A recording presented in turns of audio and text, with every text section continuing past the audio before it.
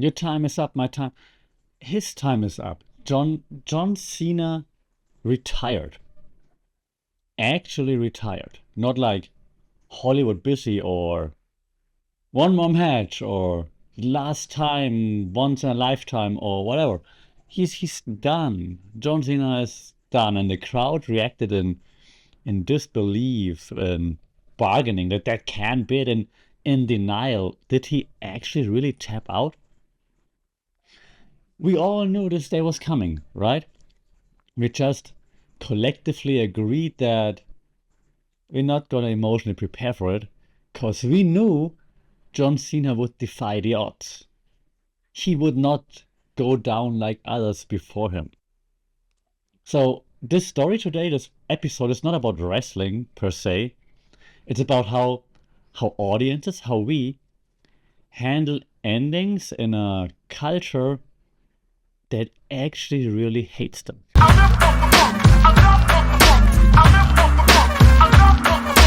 Welcome to another episode here for the Funky Pod, Mindful Media and Communication. And I hope you can see me and clearly now today, 2 days, 1.5 days after John Cena's last match. And why this hits so hard and why there are so many articles and episodes and YouTube breakdowns about how John Cena went out is just because he was that important. It's not just a wrestler, and love him, hate him. I was one of those teenagers or 20-year-olds who was yelling Cena sucks or all their power once I got back into wrestling. As most people, I lost the passion for it for a bit and it came back. And I was clearly on the Cena sucks bandwagon. But even I have to understand his importance to the world in terms of sports entertainment, wrestling, pop culture, and whatnot. That when you look at John Cena, he's not just a person, right? He's like a brand. He's like an architectured brand, a brand architecture, we might say in marketing. And his catchphrases, never give up, right? Hustle, loyalty, respect, woo, da, da, da, da, wasn't just a catchphrase. It was his moral operating system. Like, I say it, but I'm sticking to it. So the three things you will always get from John Cena: hustle, loyalty, and respect, until his eventual heel turn, of course. And in the beginning, you had this early backlash, as we all remember, like, at least if you're like a millennial, the fans hated him. Fans rejected John Cena, and we always wanted super good guy to turn heel, to become a bad guy eventually. And John Cena never did it. He doubled down on being extra nice, on doing the extra good things, on being like the most not likable, but the best ambassador ever, and do everything right. And we hated him for it, right? So he did not adapt to what the audience wanted. He always outlasted them. When he came into the scene with his ruthless aggression and it didn't work, that was probably the only time when he said, okay, I have to change something based on the audience. And he will say no, of course he listens to the audience, which is true in terms or at points. But generally speaking, he did outlast the boos, he did outlast everything, he made everything work. Because even if you're the super good guy and they're supposed to cheer you, but they're still booing you, they're still caring, so he did everything right. And he wasn't always beloved, but he was always inevitable. You cannot not see John Cena. And those are two very different things. Beloved and inevitable, very different things. You can be beloved for a short amount of time, and he was beloved for a long time by a certain audience, of course. But you can be beloved, but not inevitable. But he became inevitable, which is pretty impressive. Which also leads me to the eternal problem, though. The eternal hero problem. Like, Cena represents something, right? He represents the infinite present, if you will. Like when we talk about storytelling, right? He's always there. He's always capable. He's always returning. He's never out for long. And at the end a bit longer, but he always comes back to save the day, to be the hero. And retirement, like being gone for good, And he said, like, I know other wrestlers never retired. I will be done. So retirement breaks that spell, if you will. Like, he will not come back. There will no, like, 3 months from now, 2 months from now, Royal Rumble. There will not be any music hitting, and John Cena will not be running out. Yeah, audience is trained by. I don't watch as many hero movies anymore. Marvel, let's take the easy one, or reboots on Netflix too, or legacy sequels, also on Netflix a lot. Like, we're trained by that, and we're trained to wait for the hero's return. That's why we don't process endings anymore. We process post-credit scenes because we know it's not the ending. We know, okay, there's an ending. For those who don't watch, I did like those awkward air quotes right now. There's an ending that's supposed to be an ending, but we know there's more to it. Yeah, we're waiting for it by now. So that's why it feels so wrong that Cena retires. Like, this can't be it. Yeah, permanence feels wrong. In 2025, an audience is not used to a permanent closure ending anymore because the algorithm, the systems, everything is against permanence. You will always want to keep going. Even AI, ChatGPT, is against permanence. It will always keep going. This leads me to this episode's theory drop. So get ready, just like John Cena drops the 5 knuckle shuffle, I am dropping 3 theories for you today. Okay? So the first theory I brought is, and today all theories are rather mainstream because, I mean, it's John Cena. John Cena is the most mainstream wrestler ever, so mainstream theories fit, I think. So the first one is the mythology theory. We discussed this before on the pod as well. Yeah, John Cena is not just a character. He's like a moral myth. Is something bigger. They're bigger in life, bigger than a character. Hustle, loyalty, respect, right? Mr. You Can't See Me. He's always there, always doing the right thing. Because that's the myth. And there was the meme for a long time, right? LOL, Cena wins, because John Cena would always win the big matches. But myths, they don't age. They collapse. And that's what just happened, because John Cena didn't start losing more, like maybe an aging, yeah, football and basketball, whatever player, fighter. He still won the big thing not too long ago. And yes, he lost in between, sure, but he still won big fights, big matches, and now he's collapsing. And that's what feels so wrong for us. Yeah, and that's what happens to myth. You build them up, you build them up, you build them up, they're untouchable, they're inevitable, they always come up winning. Lord Cena wins, and then the myth collapses, and that's what hits you so hard. The same thing when the Undertaker's streak ended, which by the way should not have happened, and afterwards Undertaker should have stayed retired. But same thing, right? The myth collapses. You're not ready for the myth to collapse. The second one, the simulation. Sean Baudrillard, right? One of our main theories on the podcast. Sean Baudrillard talks about, like, okay, we're living in a simulation, but not in an Elon Musk type of simulation. In a simulation, like, we don't know what's real, what's not real. And even if things are not real on the TV, on the internet, on social media, we assign real value to it, so it becomes real to us. That's perfect actually for wrestling fans, because there's the saying, it's real to me, damn it, right? Also a great IG page to follow. And it's real to me, damn it. So the simulation, yeah, Cena exists like in this simulation, in this repetition loop where there's no decay. So he keeps being Superman for 26 years. Yeah, I grew up seeing John Cena being the same, more or less, kind of Superman. So that is Cena. That's the simulation. It's not real. Of course it's not real. And about a little bit about his real life troubles and divorce and whatnot. But that's not real to us. What we see, WWE, social media, that's real to us. Damn it. So retirement right now is the reality interrupting the simulation. And we don't want it. It's like, why is reality sneaking in and taking away the happy simulation I've been living in? How dare you, reality? And so that's what makes the emotions even stronger.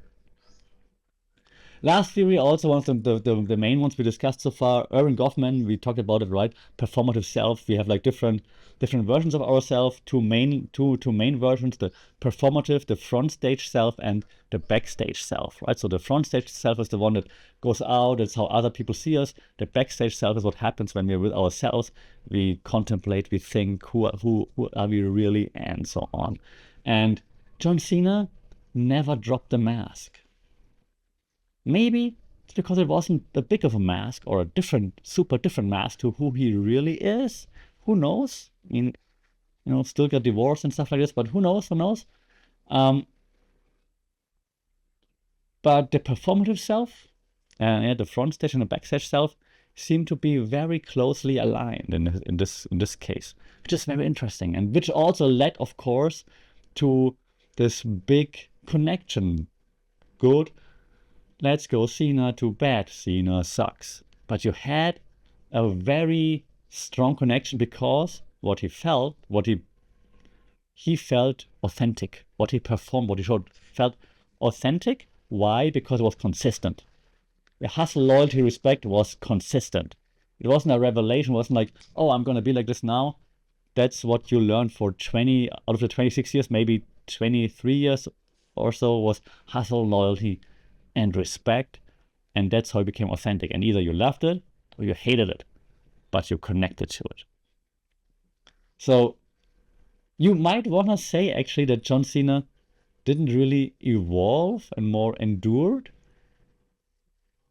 Endured is a harsh word because, of course, again, people, especially younger audiences, loved him. But again, he was not always super beloved, but he definitely was inevitable. And, this hits different. Why? Because other legends retired before. The Undertaker retired, right? Ric Flair, wrestling fans will understand my hesitation. Ric Flair retired 17 times. Others retired, Stone Cold, or you name it, right? But what they usually do is like they turn dark. They reinvent Chris Jericho. They burn out. Cena didn't. Cena stayed Cena. Yeah, he stayed clean-ish in a dirty industry. Sure, his heel turn lasted not as long and wasn't as great. He tried, give us something different, sure, but generally speaking, yeah, he didn't fall in any of those traps that others were doing, which is pretty interesting as well. Uh, and you might say, yeah, but it's all fake wrestling. Yeah, but you still have to live within the business, within the universe for 26 years, so that's still impressive. And I think that the most unrealistic thing about wrestling, by the way, aren't the punches that you throw, because we all know they're fake, scripted. It's his moral consistency, because how can you be hustle, loyalty, respect for 20 years? All the shit that happens to you and things that happen, and you still come out like smiling, hustle, loyalty, respect. Damn. So that is the most fake part about it, to be honest, because no one can stay like this for 20 years. Just saying. Anyways, I think his retirement is like, again, doesn't matter if you love him, hate him. It feels you lose something constant. You always knew he was there. There's like this cornerstone of wrestling, of your childhood, probably, if you're a millennial like me. And it's not just a performer that moves on. It's like that cornerstone is being taken away from it. And that's something that stings a little. And that leads me to one of the last things I want to discuss. Because his whole brand, right, this John Cena thing, was built for, if you will, timelessness, like a 26 years. Like, so it's quite timeless. So it's not only aimed for longevity, like let's drag it out as long as possible. It's like it will stay there until the end of time, like his brand, not him as a person. The thing is, yeah, not him as a person, time always wins. So of course he has to move on. So wrestling fans, media audiences, everybody who's watching struggle with, it's built for eternity. Hustle, loyalty, respect is, yes, above all. But the character who portrays it has to move on. That's what you struggle with. Yeah. And that's what we struggle with all the time. We struggle with like aging heroes, with closure, finality. like you watch your favorite fighters in the UFC, boxing, your favorite players in the NBA, and you're like, damn, they don't have it anymore. We're all getting older, and that's what we struggle with. So we don't want heroes to retire because they're special to us. They hold up more. They're not meant to be aiming for longevity, they're meant to aim for eternity. Our heroes should be there for eternity. And so if they need a break, sure, but we don't want them to retire. They can pause. John Cena, go do your Hollywood stuff. We want them to come back. That's why, even though it has so many content pieces now about The Rock, how he's maybe not as nice of a person as allegedly as he's supposed to be. That's why he still get embraced. He's out from WWE for like 10 years. He comes back, people go crazy. Still that hero. We want our heroes to return. We don't want them to retire and sail, limp, whatever, off into the sunset. And that's why people struggle with that. Last thing on this would be that, well, I started the podcast with "Your time is up," and it hits different now, right? Because it was always aimed at the opponents, like your time's up, my time is now, and now it's like turning around and it's aimed at himself. So this retirement is reframed as like something more self-aware, a self-aware kind of closure thing. That's why he also, the smile when he tapped out, which felt so wrong because he always stood for never give up, right? Hustle, loyalty, respect, and never give up on his shirts or on his armband. And then he gave up in his last match. And it is basically for the first time ever that Cena didn't beat the odds, that Cena didn't beat time, but he actually acknowledges it and it's like, okay, I'm at peace with it. Let's go out. So yeah, that's why this feels, from my point of view, if you look at the storyline itself and just the whole John Cena 26-year story arc, this feels like an earned exit rather than an actual tragic exit. Yeah, hand in hand with, like, of course, the old mantra of you go out on your back and so on. But you would think he might get pinned, right? But he actually tapped out, got submitted by Gunther, not German, of course. Okay, Austrian, doesn't matter. We've always been thrown into the same pot for the past decades, anyways. Back to John Cena.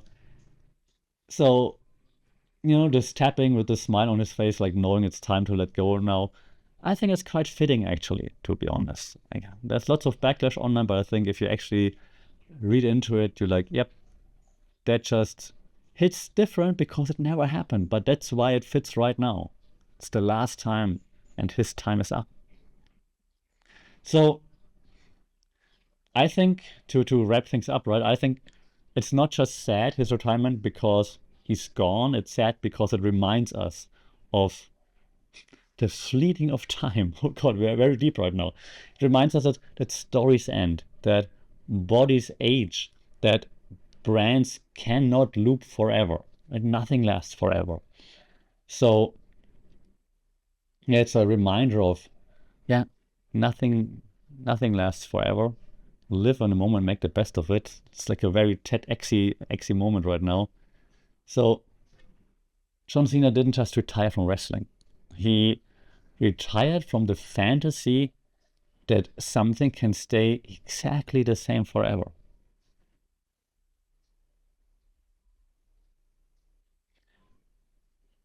That's it with the Funky Pod. Thank you for joining for this somber moment at the end. Let me know how it made you feel. How did you feel seeing John Cena tap out, John Cena retiring? Are you Let's Go Cena? Are you on the Cena suck side? Shout out in the comments. Let me know at FunkyPod on social media. Like, share, subscribe. That always helps the channel. That would be nice, reaching more people, having broader discussions. Until then, stay safe, take care. Try to tap out a 2. Howdy, cap.